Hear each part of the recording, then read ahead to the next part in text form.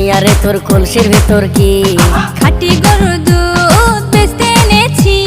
তোর বসি মাইয়া রে তোর কলসির ভেতর কি খাঁটি গরুর দুধ বেচতে এনেছি। দে না একটু খাই